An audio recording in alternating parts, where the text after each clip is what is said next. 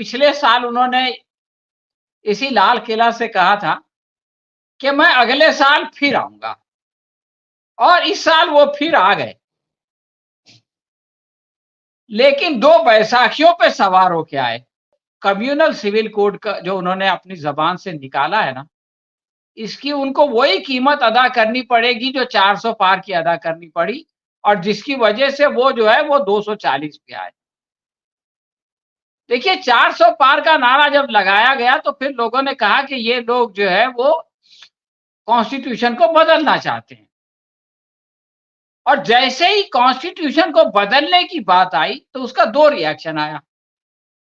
एक तो जो लोग डॉक्टर अंबेडकर पर बहुत ज़्यादा श्रद्धा रखते हैं, यानी दलित समाज, बाकी लोग भी रखते हैं, उन लोगों ने उसको अपने लिए अपमान समझा। ये जो इन्होंने कहा कि कम्युनल सिविल कोड है, तो उनके अंदर ये संदेश जाएगा कि ये कह रहे हैं कि बाबा साहब अंबेडकर ने भारत में एक जो है वो कम्युनल सिविल कोड बना दिया, और जो है यहाँ पर फिरका परस्ती को जो है वो उन्होंने बढ़ावा दिया।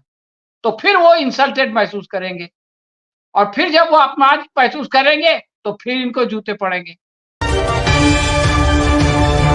शुक्रिया जागृति जी। आज जो शीर्षक रखा गया है बहुजन संवाद में, वो बड़ा दिलचस्प है।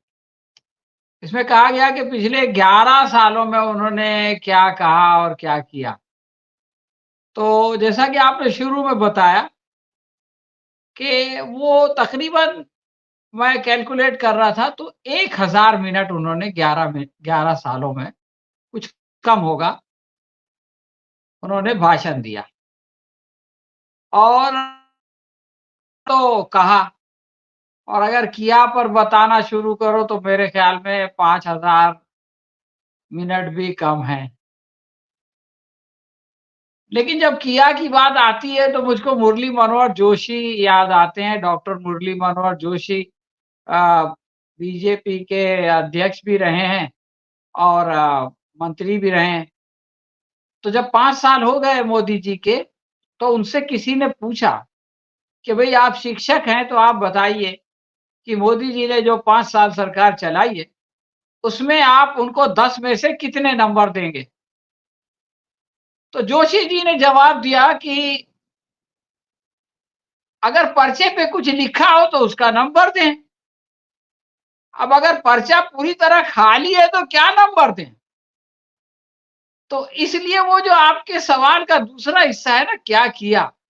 उसका जवाब मुरली मनोहर जोशी के इस जवाब में है। अब ये जो लंबी-चौड़ी तकरीर उन्होंने की, लंबा-चौड़ा भाषण जो दिया उन्होंने, 100, कुछ लोग 103 मिनट कहते हैं, कुछ लोग 98 मिनट कहते हैं, वो 5 मिनट का फ़र्क, जैसे इलेक्शन कमीशन के जो नंबर्स होते हैं, उसमें फ़र्क हो जाता है, इस तरह से इनके भाषण में भी हो रहा है। तो मुझको ऐसा लगा कि मोदी जी जो है वो ये कहने की कोशिश कर रहे हैं, ये संदेश दे रहे हैं कि अभी तो मैं जवान हूँ। और ये संदेश उस वक़्त दिया जाता है जब इंसान बूढ़ा होने लगता है। तो उसको ये कहने की ज़रूरत पड़ती है, या डायरेक्ट या इनडायरेक्ट, कि भाई अभी तो मैं जवान हूँ। इसलिए उन्होंने लंबी-चौड़ी तकरीर की। दूसरा उनको एक मैसेज, संदेश ये देना था कि मैं अभी भी मज़बूत हूँ, मजबूर नहीं हूँ। हालाँकि ये दोनों बातें गलत हैं। ना तो प्रधानमंत्री अभी जवान है और ना अब उनकी सरकार मजबूत है, बल्कि उनकी सरकार मजबूर है। अब एक और बात मुझको याद आई, पिछले साल उन्होंने इसी लाल किला से कहा था कि मैं अगले साल फिर आऊंगा, और इस साल वो फिर आ गए। लेकिन 2 बैसाखियों पे सवार होके आए। तो ये तो उन्होंने भी नहीं सोचा होगा कि मैं जब फिर से आऊंगा तो मैं 2 बैसाखियों पे खड़ा रहूंगा। अब जो बात राम पुनियानी साहब कह रहे थे ना कि सेकुलर सिविल कोड की बात पहली मर्तबा आई है, तो ये सेकुलर सिविल कोड का ताल्लुक उन बैसाखियों से है। इसलिए कि अगर आज प्रधानमंत्री ये कह देते कि भाई संघ परिवार का पुराना एजेंडा है कि सारे पर्सनल लॉ को खत्म कर दिया जाए और यहां पर यूनिफॉर्म सिविल कोड नाफिज कर दिया जाए। तो नीतीश बाबू और नायडू बाबू तो चल देंगे, और जब ये दो बैसाखियां चली जाएंगी तो मोदी जी भी उनके पीछे पीछे झोला उठा के चल देंगे। अब मसला यह है कि वो तो कह नहीं सकते। तो आप देखिए कि इन्होंने घुमा फिरा के कैसे बात की। प्रधानमंत्री कहते हैं कि सुप्रीम कोर्ट कई मर्तबा इस पर जो है वो तवज्जो दिला चुका है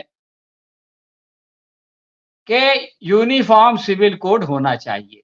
तो पहले तो वो जाके सुप्रीम कोर्ट के पीछे छुप गए और उसी वक्त कैमरा जो है वो घूम के चंद्रचूड़ की तरफ चला गया, जो चीफ जस्टिस हैं, और वो जो है वो एक खास अंदाज में शरारतन मुस्कुरा रहे थे, इसलिए कि उनको याद आ गया कि सुप्रीम कोर्ट ने तो ये कहा था कि इलेक्शन कमीशन में चीफ जस्टिस को होना चाहिए।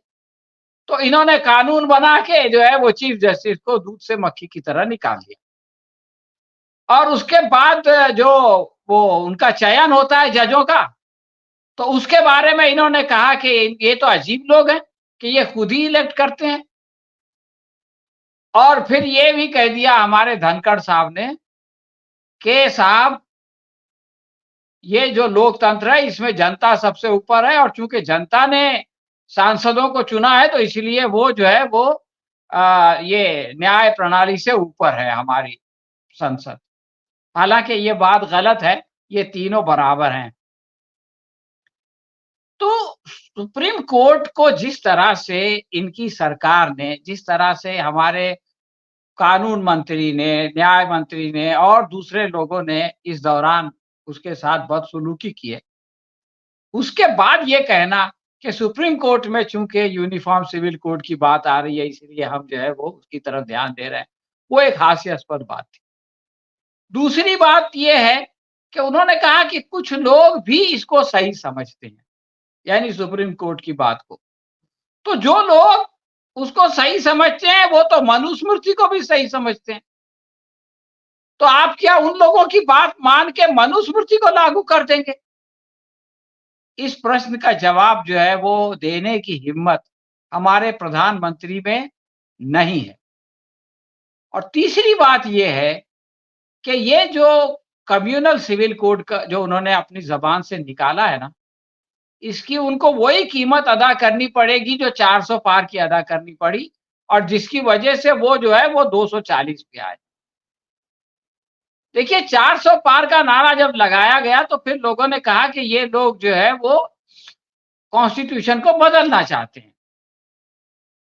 और जैसे ही कॉन्स्टिट्यूशन को बदलने की बात आई तो उसका दो रिएक्शन आया।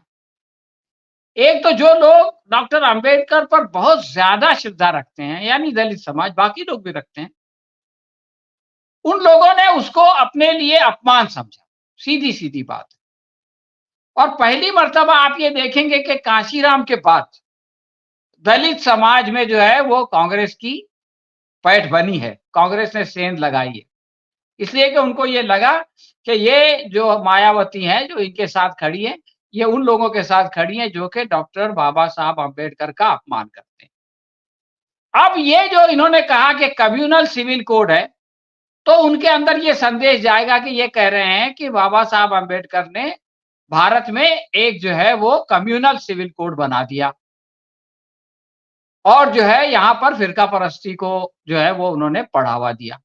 तो फिर वो इंसल्टेड महसूस करेंगे, और फिर जब वो अपमान महसूस करेंगे तो फिर इनको जूते पड़ेंगे।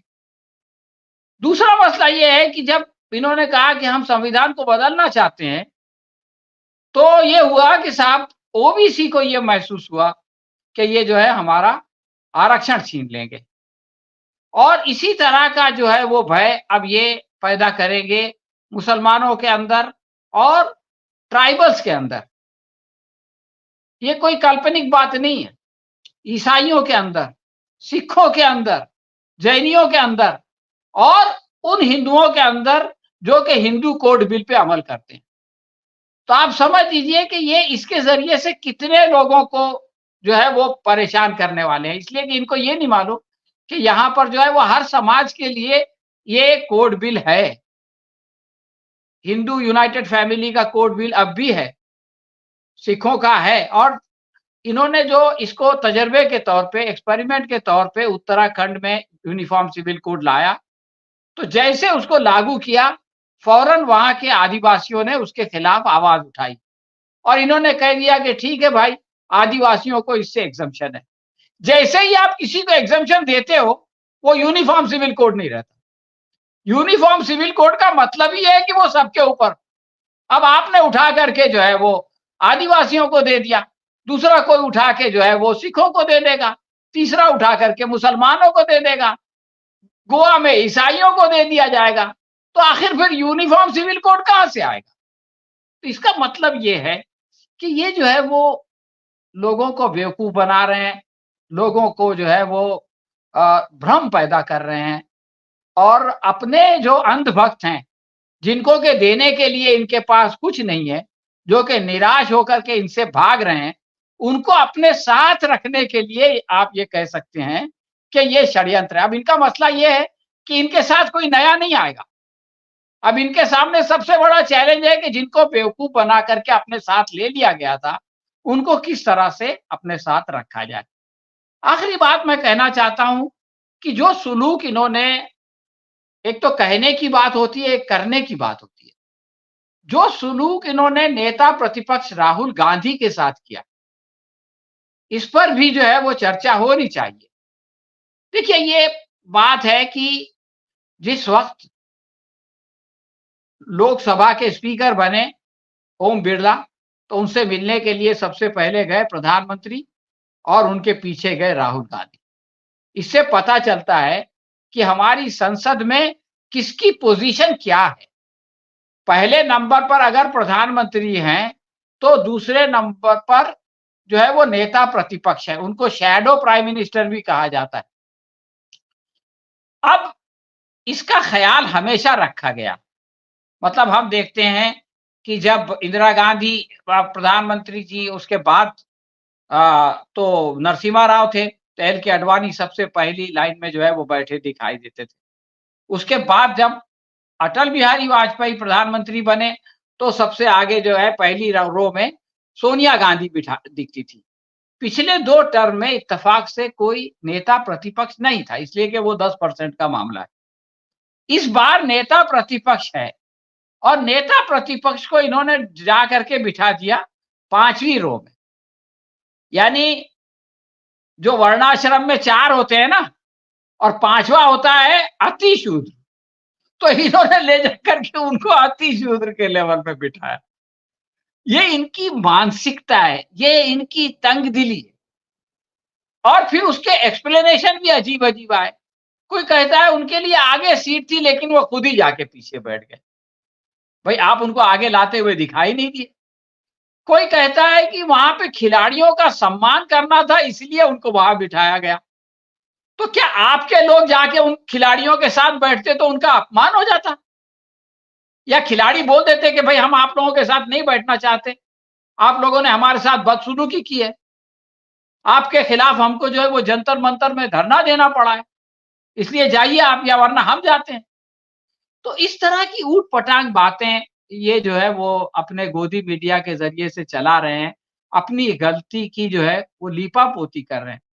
लेकिन जागृति जी, सही बात यह है कि इनके इस सुलूक ने राहुल गांधी को चर्चा का विषय बना दिया। आप देखिए कि जब राहुल गांधी ने पहला भाषण दिया था संसद में, उस वक्त इन लोगों ने 5 बार, तो खुद इन्होंने, मतलब मोदी जी, अमित शाह और राजनाथ सिंह साहब ने 5 बार उनको टोका, और बाकी लोगों ने जो टोका उसका तो हिसाब ही नहीं है। इसका फायदा जो है वो राहुल गांधी को हुआ। इस तरह से राहुल गांधी हीरो बन गए।